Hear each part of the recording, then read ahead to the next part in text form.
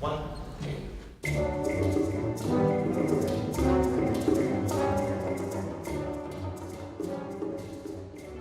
Art, by nature, is subjective. It always has been, and it always will be.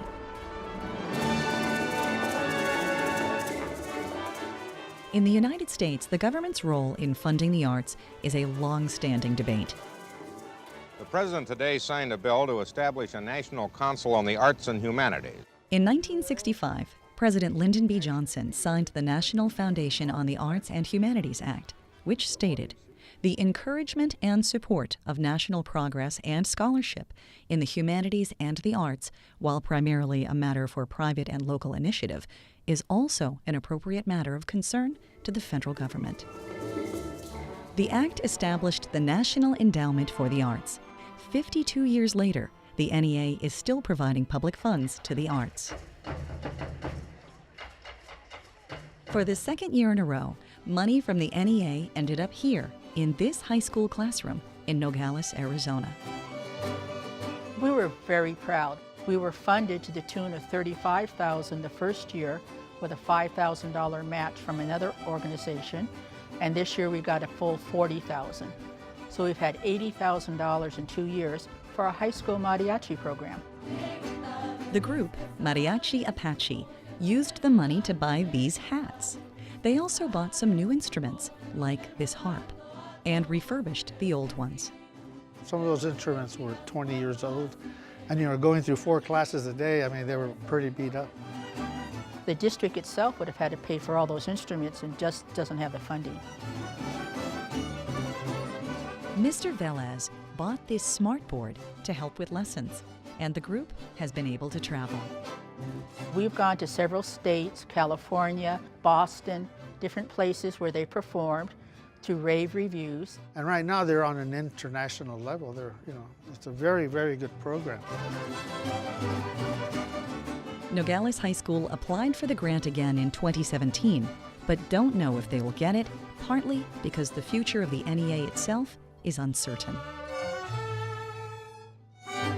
Much more for the military, much less for many domestic and international aid programs. That is the upshot of President Trump's first budget. On March 16, 2017, President Donald Trump released a federal budget plan that would defund the National Endowment for the Arts, along with several other agencies. The NEA cuts have been discussed for decades, but this is the first time a president has called for its elimination.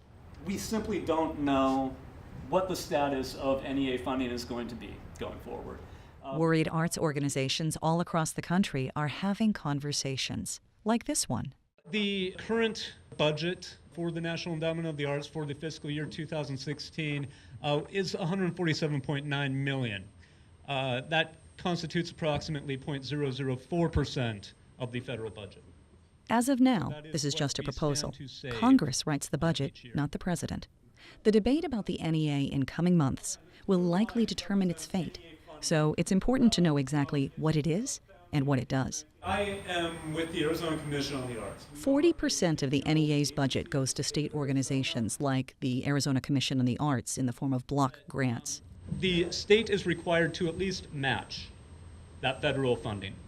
That's a huge incentive for states to make an investment in the arts. The endowment claims there was $500 million in matching support on its $147 million budget in 2016, money that could go away if NEA funding is eliminated.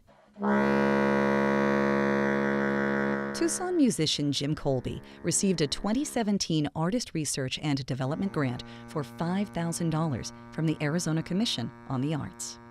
The project is called Saxorcism. It's a musical project where I am sampling saxophones, me playing saxophones, any sound related to the saxophone, sounds of keys, reeds, and then I'm feeding that all into a computer and sampling myself and then making electronic music based off of that. The grant has mostly gone towards equipment and then also paying myself for my time, I guess, working on it. I'm able to work a part-time job and also spend half my time working on art. In another room in the house, Colby's partner, Wesley Fawcett Cree, is painting. One of the background frames for an animation project called Of Rocks and Bullets, an animated discourse, and it tells the story of a Border Patrol agent shot across through the U.S.-Mexico border wall into the town of Nogales and shot a 16-year-old boy 4 or 5 years ago. She got a $2,500 New Works grant from the Arts Foundation for Tucson and Southern Arizona, which receives some money from the NEA and the Arizona Commission on the Arts.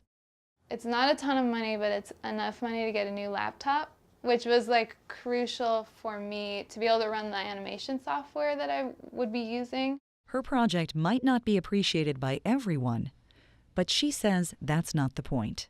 I like to think that I'm doing or trying to do with my work is kind of creating a visual component of at least my corner of public opinion on this certain issue. Even if it's a project that I don't like, I really feel strongly that the government has an obligation to support artists and to support art.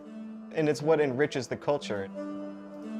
While 40% of the NEA budget goes to organizations which re-grant money to artists like Jim and Wesley, the remaining 60% goes directly to individuals and organizations who apply for funding through the NEA.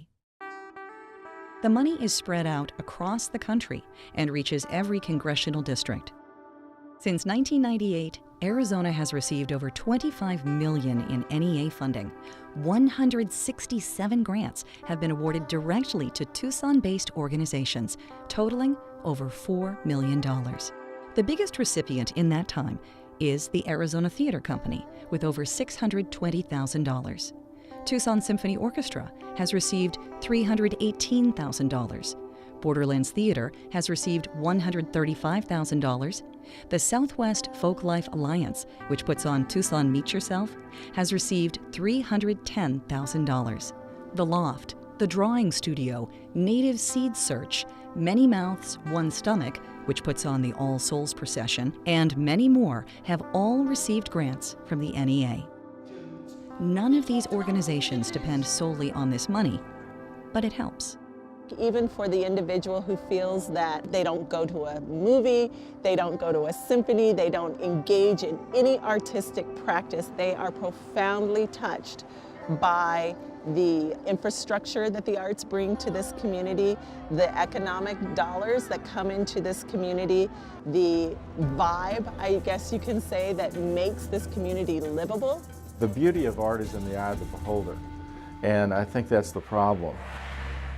The idea of government funding at the levels that it now has risen to concerns some people, and I think it's a legitimate concern. In 1997, the conservative think tank, the Heritage Foundation, produced a report titled 10 Good Reasons to Eliminate Funding for the National Endowment for the Arts, with reasons like, the NEA is welfare for cultural elitists. The NEA lowers the quality of American art.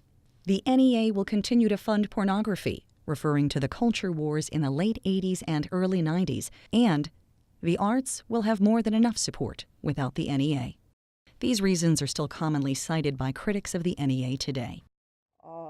If funding for the arts fell into private hands, you would have a very select few people deciding what is art and culture, deciding whose voice mattered, deciding whose history mattered, whose culture mattered. In the public realm, we have some guarantee that communities of color, low-income communities, marginalized communities have a voice. 2008, 9, and 10, they actually flew me to Washington and I actually approved grants. I saw the grants coming in, you know, they're for Harlem and they're for the Ozarks and the mountains and Arkansas, Alabama, and the Midwest use the National Endowment of the Arts.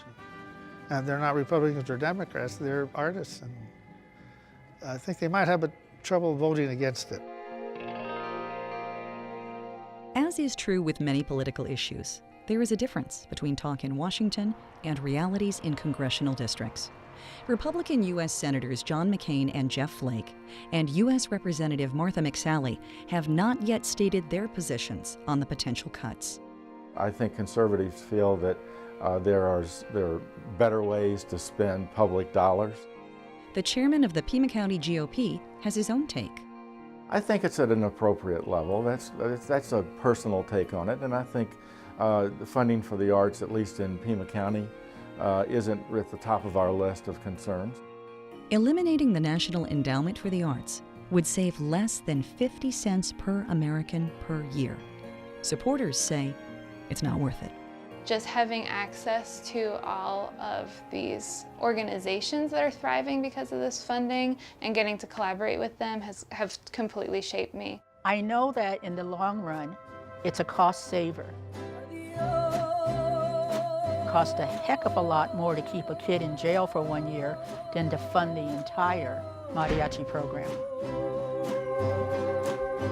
It did bring my grades up a lot, considering that you have to be eligible in order to go and perform at certain places.